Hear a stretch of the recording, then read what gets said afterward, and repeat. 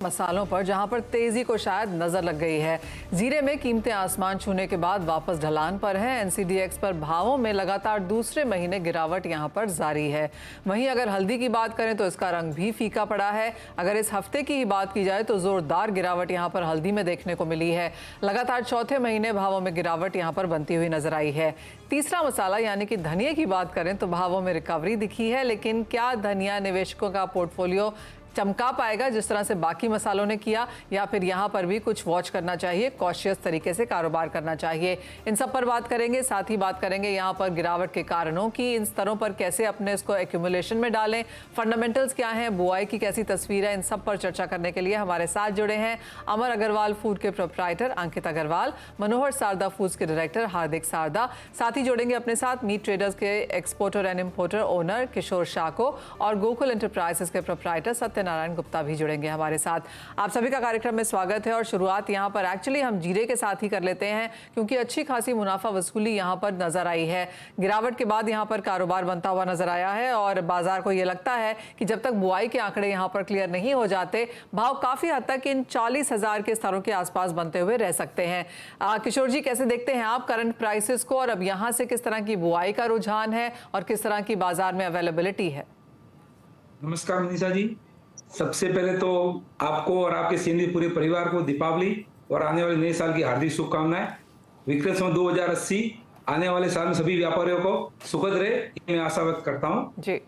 अच्छा, अब देखो जीरा, आज तो मंडी बंद है, कल मंडी ओपन वाली है, मुहूर्त ट्रेडिंग कल से चालू होगा जीरे का जी। लेकिन बंद दीपावली से लगा कि ये 6 दिन जो बंद मार्केट के अंदर ही मतलब वायदा काफी टूट गया। इसके हिसाब से लगता नहीं है कि जीरा आने कल भी मतलब अच्छा खुलेगा। मेन इसका कारण यही है कि बाजार इतने ऊपर भाव में ट्रेड कर रहा था और अभी बाजार गिर रहा है। बुआई अभी चालू है, बुआई इतनी हुई नहीं है। गुजरात के आंकड़े कल तक आए, वो थोड़े चौंकाने वाले हैं। अभी तक जो आंकड़े हुए हैं वो लगभग 6,600 हेक्टेयर में बुआई हुई है, जो कि इसी समय पीरियड के अंदर लास्ट ईयर से 83% लेस है अभी। लेकिन दूसरा ये भी कारण है मैडम कि जो गर्मी है वो कंटिन्यू बनी रही, और दीपावली के अभी मतलब 4-5 दिन के अंदर मौसम थोड़ा सुहावना बना है और ठंडी चालू हुई है। तो आने वाले दिनों में इसकी स्पीड बढ़ेगी और थोड़ी बुढ़ाई मतलब बिजाई भी रिकवर होगी, और बिजाई अच्छी होने वाली है, क्योंकि भाव भी बहुत अच्छे मिले किसानों को, व्यापारियों को, फार्मर सबको ही। और गुजरात, राजस्थान के अंदर भी बिजाई अच्छी हुई है, वहाँ आंकड़े थोड़े अच्छे आए हैं। लेकिन मेन दिक्कत यही है कि बाजार क्यों गिर रहा है। बाजार इसलिए गिर रहा है कि भाव बहुत ऊंचे थे, माल एक्सपोर्ट हुआ नहीं। 2 महीने से आपको बता ही रहे थे कि एक्सपोर्ट की कमी है, और डिमांड जितनी चाहिए थी उतनी डिमांड आई नहीं एक्सपोर्ट की, इसके सबसे बाजार गिरे। और आने वाले समय के अंदर अभी जिस तरह से स्टॉक पड़ा है, यदि एक्सपोर्ट की डिमांड नहीं बढ़ती है तो बाजार और थोड़ा बड़ा गिर सकता है। नहीं तो यहाँ मतलब बाजार एक रेंज बाउंड के अंदर ही दायरे में काम करेगा। मेन जो तेजी मंदी आगे रहेगी वो रहेगी सीडिंग की और आने वाले क्रॉप की। इसमें किशोर जी, जैसा हम चार्ट यहाँ पर ऑन एयर दिखा भी रहे हैं, सितंबर में यहाँ पर तेजी थी, अक्टूबर में करीब 30% की गिरावट, नवंबर में भी गिरावट के साथ ही यहाँ पर कारोबार है।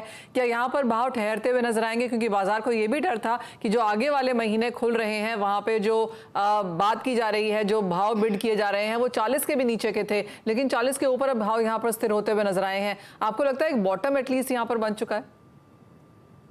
नहीं, बॉटम तो ऐसा नहीं बोल सकते, क्योंकि अच्छा। जब तक सीडिंग के इसमें जीरा इस मोमेंट पे खड़ा है कि ले या बेचे, किसी को समझ के बाहर हो गया है। जैसे ये आंकड़े में अभी जो मार्केट जो करेगा आगे रिएक्ट, वो करेगा सीडिंग के ऊपर। यदि सीडिंग अच्छी हो जाती है तो नो डाउट बाजार 400 के अंदर भी चला जाएगा, और वहां से 350 को भी एक बार आंकड़े दिख देंगे आपको मतलब भाव। लेकिन यदि ये आंकड़े यदि थोड़ा बहुत मतलब ज्यादा जो समझ रहे कि डबल विजय होगी, और यदि विजय 20-25% भी बढ़ती है तो एक बार ये बाजार 400 पे रुक जाएगा और आगे बढ़ के 450-60 के ऊपर तेजी इसके ऊपर लगती नहीं है। इसे रेंज मतलब रेंज बाउंड के अंदर मतलब ट्रेड करेगा, ज्यादा मंदी भी नहीं होगी, ज्यादा तेजी भी नहीं होगी। डिमांड तेजी आती है, यदि एक्सपोर्ट की डिमांड बढ़ती है तो ये तेजी का कारण है, अन्यथा अन्य कोई कारण तेजी का नहीं है मैम। और अगर एक्सपोर्ट की डिमांड किशोर जी निकल के भी आती है तो कहां से आएगी, कितनी आएगी, क्या इतनी बड़ी आएगी कि भावों को उस तरह का सपोर्ट मिले? हाँ, इसमें क्या हुआ कि करीबन 2-3 महीने से चाइना जो वहाँ रुका हुआ, चाइना का माल इंपोर्ट हो चुका है। अब एक बड़ी डिमांड तो चाइना और आगे है, रमजान की डिमांड आएगी, वो गल्फ की आएगी जी। तो जनरली जनवरी के अंदर इस बार गल्फ की डिमांड अच्छी आनी चाहिए, क्योंकि सभी जगह हैंड टू माउथ माल है। माल इतना लंबा छोड़ा किसी के पास नहीं है, चाहे इंडिया हो चाहे फॉरेन हो। और नया जीरा फॉरेन के अंदर भी जुलाई के पहले आना नहीं है। जब तक जुलाई तक तो इंडिया का जीरा ही जाना है मैडम, चाहे कोई भी कंट्री हो। इसलिए एक डिमांड तो इंडिया में बढ़ेगी और अच्छी डिमांड आएगी। 15 दिसंबर से लगा के मेरे को लगता है 15 फरवरी के बीच में वहाँ एक डिमांड बनती दिखेगी और वहाँ बाजार कोई भी बन सकता है, थोड़ा बहुत ऊंचा ला सकता है वहाँ पे। ठीक है, ऑफ कोर्स आपके पास फिर से लौटेंगे और जानेंगे कि किस तरह के प्राइसेस रह सकते हैं, किस तरह से अगर कोई कारोबारी यहाँ पर देख रहा हो